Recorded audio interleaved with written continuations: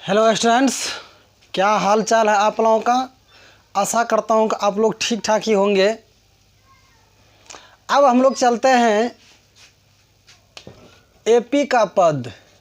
AP का पद, AP का पद किसे कहते हैं, ठीक है ना। अब जो एपी का पद होगा, एपी के प्रत्येक पद को, एपी के प्रत्येक पद को एपी का पद कहते हैं। एपी का क्या कहते हैं? पद कहते हैं, ठीक है ना। एपी का प्रत्येक पद एपी का पद कहलाता है। अब देखिए, जब एपी का प्रत्येक पद एपी का पद कहलाता है तो एपी के पदों को हम लोग डिनोट किस प्रकार करते हैं, ठीक है ना। एपी का पद का जो डिनोट करते हैं हम लोग, जैसे कि पहला पद हो गया, दूसरा पद हो गया, तीसरा पद हो गया। हाँ, इस प्रकार से किससे हम लोग डिनोट करेंगे? या तो छोटी अक्षर ए से डिनोट करेंगे, A1, A2, A3 dot dot dot, ठीक है ना। उसके बाद या तो T1, T2 या तो हम लोग T3 से डिनोट करते हैं डॉट डॉट डॉट। और भी क्या होगा, चौथा पद को A4 या तो T4 से हम लोग डिनोट कर सकते हैं। हाँ, तो इस प्रकार से एपी का पद हम लोग डिनोट कर सकते हैं, कोई दिक्कत नहीं है, ठीक है। अब हम लोग आते हैं सार्वअंतर में। सार्वअंतर यानी कॉमन डिफरेंस।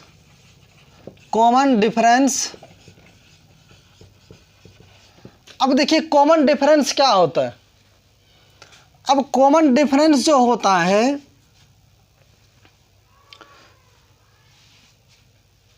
कि निश्चित संख्या जोड़ने पर जो एपी प्राप्त होता है। हाँ, निश्चित संख्या जोड़ने पर जो एपी प्राप्त होता है उसी निश्चित संख्या को सार्वअंतर कहते हैं। या तो एपी के पदों के अंतर को क्या कहते हैं? सार्वअंतर कहते हैं, ठीक है। या तो दो पदों के अंतर को क्या कहते हैं? सार्वअंतर कहते हैं। या नहीं तो एपी में जो निश्चित संख्या जोड़ा जाता है उसे सार्वअंतर कहते हैं। क्या दिक्कत है? अब देखिए, जो एपी में निश्चित संख्या जोड़ेंगे, सपोज दैट कि आपके पास 4, 6, 8 यानी 4, 6, 8, 10, 12, यह आपके पास एपी हो गया। हाँ, क्या हो गया? एपी हो गया, ठीक है। जब आपके पास यह एपी हो गया, यदि सवाल देखिए, सवाल यहीं से आपका स्टार्ट होता है। अब जो है यह एपी हो गया। जब यह एपी हो गया, कह देगा इसका सार्वअंतर ज्ञात करें और पहला पद ज्ञात करें। तो हम लोग क्या करते हैं कि सार्वअंतर तो समझ लिए, जो निश्चित संख्या जोड़ने पर प्राप्त होता है उसे क्या कहता है? सार्वअंतर कहते हैं। अब देखिए, सार्वअंतर को हम लोग प्राय डिनोट जो करते हैं ना, छोटी डी से करते हैं। हाँ, किस डी से? छोटी डी से, ठीक है ना। अब छोटी डी से जो डिनोट करते हैं हम लोग सार्वअंतर को, इसी कहते हैं कॉमन डिफरेंस। अब सार्वअंतर क्या सब हो सकता है? सार्वअंतर आपका या तो शून्य हो सकता है, या तो आपका ऋणात्मक हो सकता है, या तो सार्वअंतर आपका धनात्मक भी हो सकता है। ये तीन चीज में कोई एक चीज होगा सार्वअंतर। या तो शून्य होगा, या तो ऋणात्मक होगा, या तो धनात्मक। ऋणात्मक कहने क्या मतलब? माइनस में आएगा, कोई भी सार्वअंतर का मान आएगा तो। या तो धनात्मक आएगा, पॉजिटिव नंबर आएगा। क्या दिक्कत है? अब देखिए, सार्वअंतर बराबर दूसरा पद घटा पहला पद। हाँ, अब देखिए सार्वंतर को डी से डी बराबर दूसरा पद को A2 से माइनस पहला पद को बोलिए A1। देख लीजिए पहला पद A1 A2 यानी दूसरा पद क्या, दूसरा पद में जब हम लोग दूसरा पद में पहला पद घटाएंगे तभी सार्वंतर। किसी भी एपी का दो पद का अंतर, दूसरा में पहला, दो पद लीजिए, दूसरा में पहला पद को घटा दीजिए, सार्वंतर हो गया। रटना नहीं है मैथ को। हाँ अब देखिए समझ में आ रही बात ना, तो नहीं समझ आए तो बोलिएगा आप लोग, ठीक है ना। अब देखिए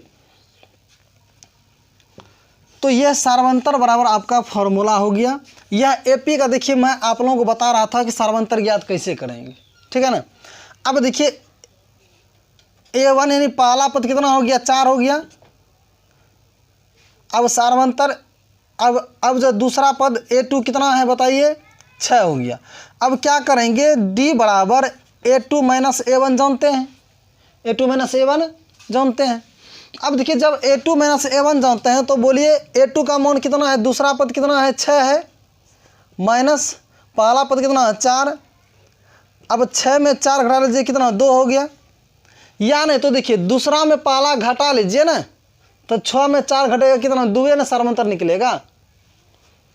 बताइए कोई परेशानी है, नहीं ना है। अब देखिए इसको थोड़ा मैं क्लीन करता हूं, समझ में आ गया होगा बात।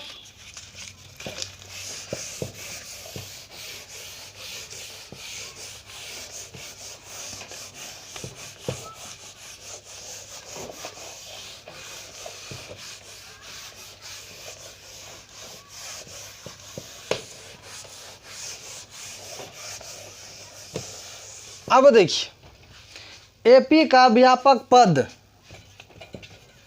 एपी का व्यापक पद क्या होता है, जो व्यापक जो पद होता है, स्टैंडर्ड टर्म्स जो होता है एपी का अर्थमेटिक प्रोग्रेशन का, वह क्या होता है। देखिए an और tn यानी an या tn को एपी का व्यापक पद कहते हैं। हाँ एपी का व्यापक पद कहते हैं, ठीक है।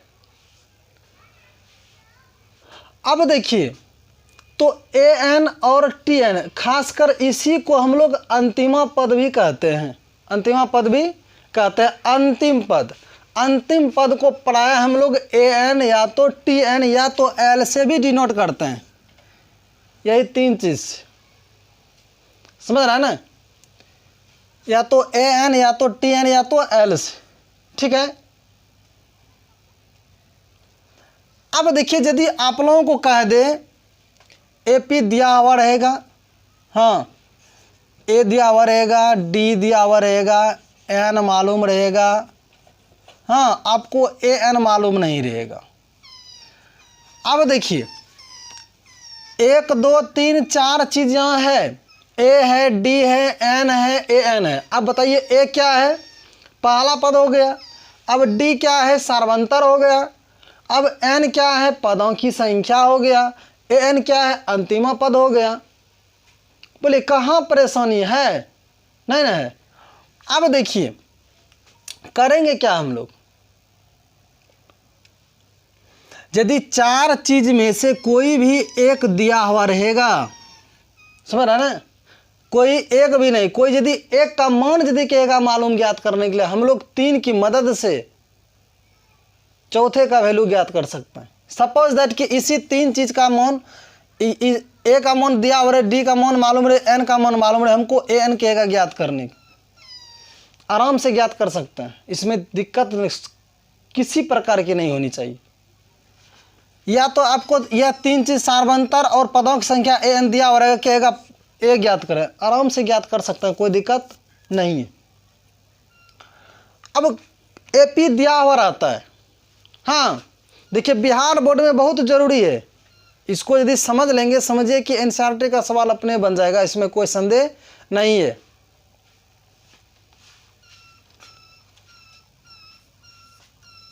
तो जैसे AP दिया हुआ रहेगा, कहेगा कि इतना इतना AP है, आप 10वां पद ज्ञात करें, हाँ, या तो 20वां पद ज्ञात करें, या तो 25वां पद ज्ञात करें। किस प्रकार से ज्ञात करेंगे हम लोग?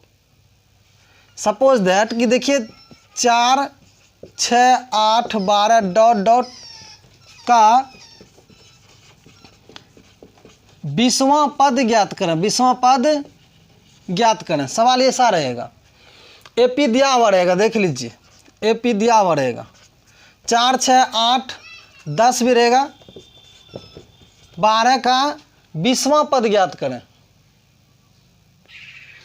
हमको कहीं जाना नहीं है, जो मैंने पढ़ाया, जो आप पढ़े, जो जानते हैं, उन्हीं में से 20वां पद ज्ञात करेंगे। हाँ, तो इससे पहले nवां पद ज्ञात करने का फॉर्मूला मैं लिखा देता हूं। nवां पद ज्ञात करने का सूत्र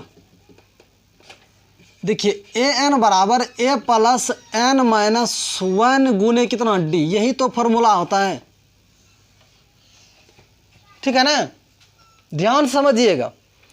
an बराबर a प्लस n माइनस 1 गुना कितना d। अब देखिए an क्या है? अंतिमा पद। a क्या है? पहला पद। n क्या है? पदों की संख्या माइनस 1 फॉर्मूला में, सूत्र में। अब d क्या है? सार्वंतर। बताइए कितना हल्का है। यही कहता है क्या? 20वां पद ना, AP में 20 को पद होगा। 20वां पद क्या होगा? हाँ, तो देखिए a बराबर 4, d बराबर, अब क्या बताए थे, यानी सार्वंतर। दूसरा में पहला घटा, यानी 6 में 4 घटा देंगे कितना? 2 हो जाएगा। हाँ, कौन सा पद का आता है? 20वां है। 20वां पद ज्ञात करें। हाँ, जब 20वां पद ज्ञात करना है हम लोगों को, तो 20वां पद जो पद कहेगा ना ज्ञात करने के लिए, वही पदों को हम लोग n मान लेंगे। 20वां पद तो n बराबर 20। बोले कहीं परेशानी ही नहीं है। हाँ, अब देखिए तो an बराबर हुआ 8। अब क्या जानता है? an बराबर सूत्र a प्लस n माइनस 1 गुने कितना d। अब देखिए a का मान कितना? 4 प्लस n का मान कितना? 20 है, माइनस 1 सूत्र का गुना d का मान बोलिए कितना निकाले हैं? 2। यही 2 निकाले हैं d का मान। अब देखिए 4 प्लस 20 में घटे कितना? 19। अब गुना का चिन्ह तो गुना दीजिए, 2 तो 2। अब 4 प्लस 19 गुना कितना? 38। अब 38 और कितना हो जाएगा? बोलिए 42 हो जाएगा। बोलिए कोई परेशानी है? नहीं ना। तो आपका an निकल गया।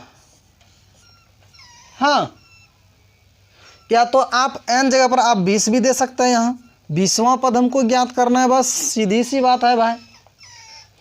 अब देखिए एक इंटरेस्ट बात आप लोगों को मैं बताना चाहूँगा।